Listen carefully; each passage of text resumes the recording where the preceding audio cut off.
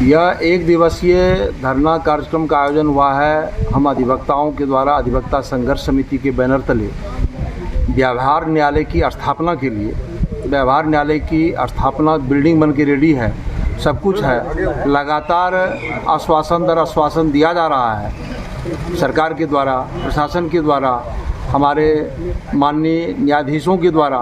फिर भी हम लोग इंतज़ाररत हैं और इतने लंबे समय के बाद यहाँ के जो न्यायार्थी हैं, जो सुदूर ग्रामीण क्षेत्र से आते हैं, परेशान होकर के अररिया जाते हैं, आज भी अनुमंडल व्यवहार न्यायालय यहाँ नहीं है, जिस कारण से उनको इस काम के लिए भी अररिया जाना पड़ता है।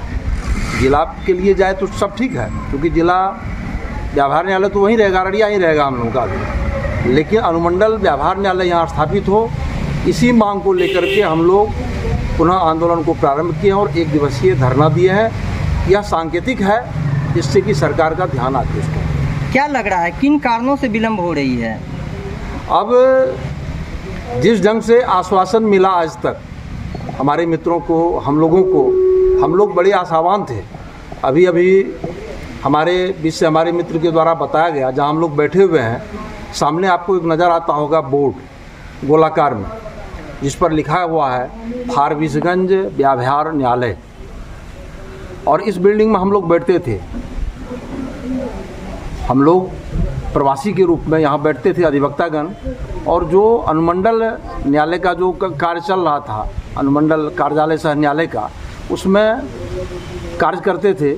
लेकिन हम लोगों से कहा गया, जो आप लोग इसको खाली कीजिए, बस 1-1.5 महीने में यहाँ व्यवहार न्यायालय प्रारंभ कर दिया जाएगा।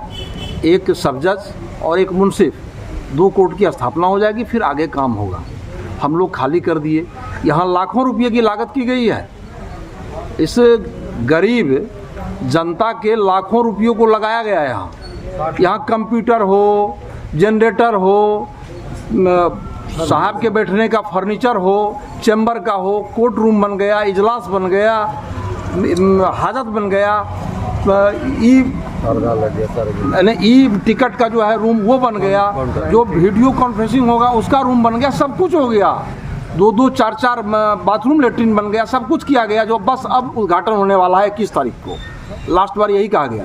लेकिन 21 जनवरी 2023 नहीं, 2022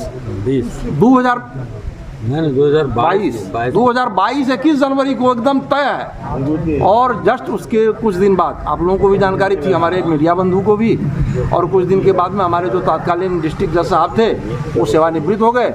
और फिर ये मामला पता नहीं कहाँ चला गया। अब इसमें किसके ओर से उदासीन, लेकिन सारी व्यवस्था उदासीन है, ये हम लोगों को अनुभव हो रहा है। यहाँ के लोगों के हित में, इस अनुमंडल क्षेत्र के जो हमारे लोग हैं उनके लिए हम लोग हैं, और उनके हित में हम लोग आंदोलन कर रहे हैं। जहाँ शीघ्र व्यवहार न्यायालय की स्थापना हो, इसलिए धरना दे रहे हैं। आपका शुभ नाम? सुमन कुमार मिश्र। सूत्रों से पता चली कि यहाँ पर पूरा नया बिल्डिंग जो बना है, इसका बाउंड्री होगा, उसके बाद उसमें काम शुरू होगा सिविल न्यायालय का। मेरा इसमें कहना है कि कैसी व्यवस्था है, घर बना दिए, बिल्डिंग बना दिए, अब बाउंड्री की बात कर रहे हैं। कुछ दिन के बाद लेटरिन की बात करेंगे, लेटरिन रूम नहीं बना। कुछ दिन के बाद बात करेंगे कि यहाँ पर जो पेड़ पौधा नहीं लगा है, इसलिए सुचारू रूप से चालू नहीं होगा। ये सब बहानाबाजी है। और इसके 3-4 महीना पहले जिला एवं सत्र न्यायाधीश जो अभी आए हुए हैं, वो आए कि अब तारीख पर तारीख नहीं होगा। अब हर्षित बाबू जो जिला जज हैं अभी, इनका कहना हुआ कि अब तारीख पे तारीख नहीं होगा, अब जो है कोर्ट प्रारंभ होगा। मैं आ गया हूँ, करके दिखाऊंगा। लेकिन आश्वासन धरी की धरी रह गई, आज तक कोर्ट नहीं आ सका। क्या कुछ मांग है आपकी? हमारी मांग है कि जल्द से जल्द सिविल संदर्भ में हमारे संयोजक कार्यक्रम का अध्यक्ष महोदय जानकारी दिया गया। इसी क्रम में अब हमारे मित्र दिनेश कुमार भगत जी अधिवक्ता जी से अनुरोध होगा कि अपना विचार रखेंगे। दिनेश कुमार अधिवक्ता। एक बाइट और ले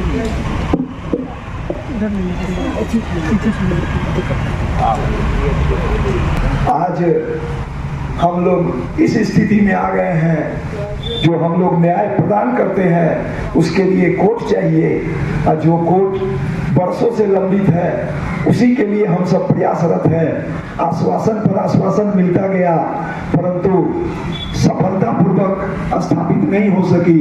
इसी के लिए हम सभी अधिवक्तागण आज इस स्थिति में आए हैं कि लोगों को न्याय देने के लिए, न्याय पाने के लिए अररिया जाना पड़ता है।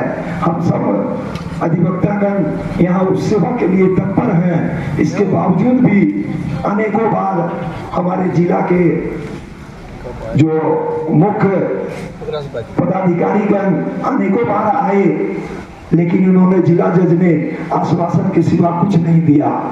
इसी के फलस्वरूप हम लोगों ने आखिरकार अंतिम में यह निर्णय लिया कि हम लोगों को बाध्य होकर अनशन पर बैठना पड़ेगा।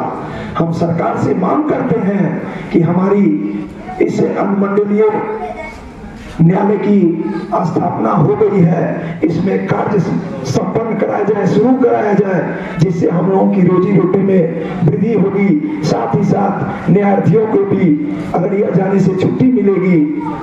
हम सब साथ हैं, चाहे जो भी कदम उठाना पड़े, यहाँ जल्द से जल्द अनुमंडलीय न्याय की स्थापना हो। सारे चीज बन चुके हैं, बिल्डिंगें देखी जा रही है, सारा व्यवस्था बन चुका है, फिर क्यों, फिर देरी किस बात की, क्या कमी है? अगर जो कमी हो उसको पूरा किया जाए और हमारे सभी अधिवक्ताओं की मांग को स्वीकार करते हुए अविलंब अनुमंडलीय न्यायालय की व्यवस्था हो। जो भी उच्च पदाधिकारीगण हैं इस पर गंभीरता पूर्वक विचार करें और शीघ्र से शीघ्र अनुमंडल न्यायालय लाने में मदद करें, जिनसे हम सबों का भविष्य सबके हित में हो, न्यायार्थी के हित में हो, हमारे हित में हो, यहाँ के पब्लिक के हित में हो। पैसा खर्च करके लोग अररिया जाते हैं अपने इसी काम के लिए। अगर ये अनुमंडल न्यायालय चालू हो जाएगा तो सभी न्यायार्थियां जिनका मामला है, सारे थानों का मामला यहाँ आ जाएगा, उन्हें अररिया जाने से मुक्ति मिलेगी और यहाँ का कार्य सुचारू रूप से होगा, जिससे हम सबों का भी रोजगार के अवसर जो भी हैं, जो एकदम ठप सा पड़ा हुआ है, सारे लोगों के आने से सबके लिए बेहतर होगा। मैं इसी के साथ चाहता हूँ, मेरा नैतिक समर्थन अधिवक्ताओं के साथ है। हम सब एक हैं, चाहे यहाँ हो चाहे कहीं हो, हम सभी अधिवक्तागण एक हैं। अगर इसमें थोड़ी सी